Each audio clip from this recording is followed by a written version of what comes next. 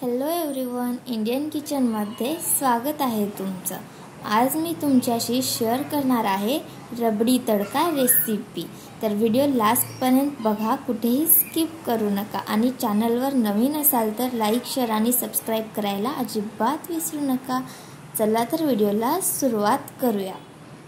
तर सर्वप्रथम मी इथे घेतलेली आहे रबडी तडकासाठी लागणारे उपयुक्त मटेरियल। तर मी इथे घेतली आहे लसूण, 2 रेड मिर्च, 3-4 हिरवी मिर्च, थोडासा कढीपत्ता आणि थोडंसं बेसन। तर आता आपण एका पातेल्यामध्ये दही घेतलं होतं, त्या दहीमध्ये आपण अर्धा ग्लास पाणी ॲड करू आणि पाणी तुम्हाला जसे लागते तसं ॲड करा। जर तुमची दही जास्त आंबट असेल तर तुम्ही थोडे जास्त पाणी ॲड करा।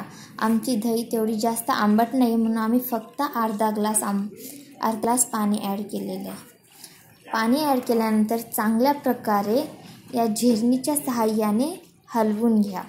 आम्ही या हलवणाऱ्या उपयुक्त या साहित्याला आम्ही झेरणी म्हणत असतो, तुम्ही काय म्हणता काय माहिती नाही आम्हाला। चांगल्या प्रकारे हलवून मिक्स करून घ्या आणि त्यानंतर त्या दहीमध्ये ते बेसन ॲड करा। जर तुमची दही जास्त आंबट आणि तुम्हाला जर जास्त असं घट्ट जर रबडी पाहिजे असेल तर तुम्ही थोडे जास्तही बेसन ॲड करू शकता। हे असंच हलवत राहा जोपर्यंत हे बेसनच्या गाठी फुटत नाहीत तोपर्यंत असंच हलवत राहा। बघा, आपल्या दहीमध्ये एकही गाठ राहिलेली नाहीये। अशाच प्रकारे हलवत राहा।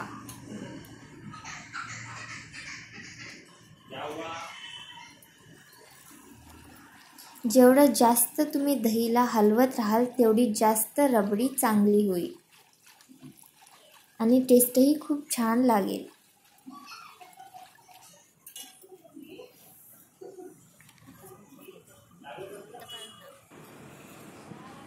आता यामध्ये आपण थोडंसं मीठ ॲड करू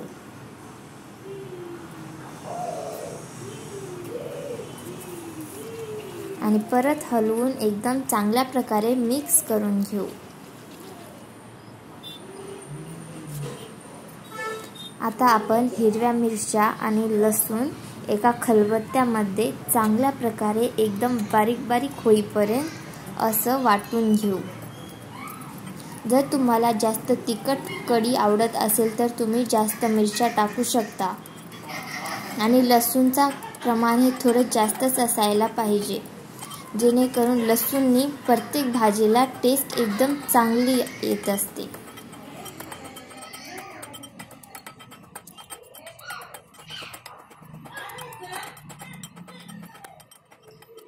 आता आपण रेड मिरच्या तोडून घेऊ, 2-2 तुकडे करून घेऊ। आपण पातेलं गॅसवरती ठेवला आहे। पातेलं चांगलं गरम झाल्यानंतर त्यामध्ये आपण 1.5 माप तेल करू।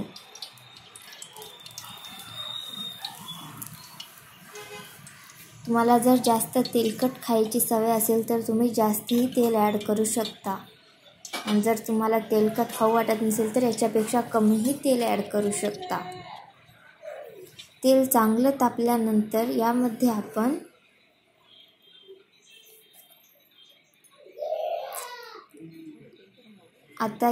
आपण थोडीशी मोहरी ॲड करू।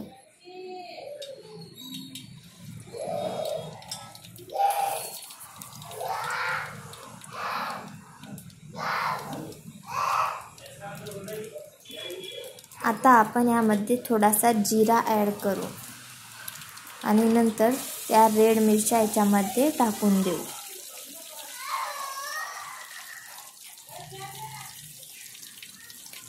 आता यामध्ये आपण लसूण आणि मिरचीचा पेस्ट ॲड करू आणि चांगल्या प्रकारे हलवून असंच तळू देऊ।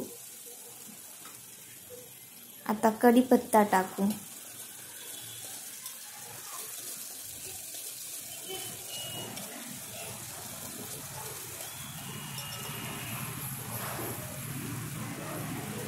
कढीपत्ता टाकल्यानंतर थोडा वेळ असंच हलवून याला असंच शिजू देऊ आणि नंतर त्यामध्ये थोडीशी हळदी पावडर ॲड करू।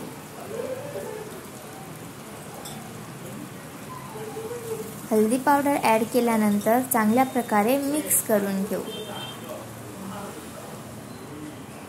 आता यामध्ये थोडंसं मीठ ॲड करू। मी दहीमध्ये आधी मीठ ॲड केलेलं होतं म्हणून आता एकदम कमी मीठ ॲड करत आहे। असंच हलवून चांगल्या प्रकारे मिक्स करून झाल्यानंतर आपण त्यामध्ये थोडीशी दही टाकू। हलवू चांगल्या प्रकारे मिक्स करून घेऊ आणि नंतर पूर्ण दही त्याच्यामध्ये ॲड करू। बघू शकता मी कशा प्रकारे दही ॲड करत आहे। दही ॲड केल्यानंतर चांगलं हलवून मिक्स करून घेऊ आणि थोडंसं वरून पाणी बी टाकू। जसं तुम्हाला लागते तसं तुम्ही पाणी त्याच्यामध्ये ॲड करा।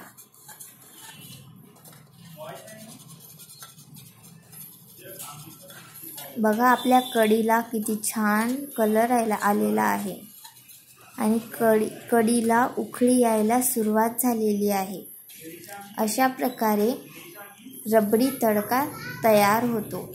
एकदा तुम्ही रेसिपी नक्कीच ट्राय करून पहा आणि कमेंटमध्ये नक्की सांगा तुम्हाला व्हिडिओ कसा वाटला आणि चॅनलला सबस्क्राईब करायला अजिबात विसरू नका।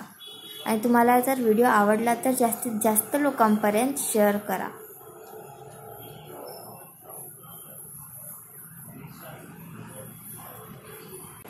आपण या कढीमध्ये ना 2 प्रकारच्या रबडी तयार करू शकतो। एक बेसन टाकून आणि दुसरी बेसन न टाकता।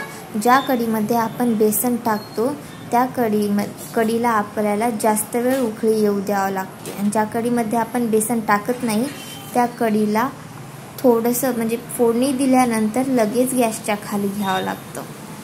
जर तसंच गॅसवर ठेवलं तर ती कढी खराब होऊन जाते। बघा अशा प्रकारे आपला रबडी तडका हा तयार झालेला आहे। ही रेसिपी नक्कीच ट्राय करून पहा आणि चॅनलवर नवीन असाल तर लाईक, शेअर आणि सबस्क्राईब करायला अजिबात विसरू नका। धन्यवाद।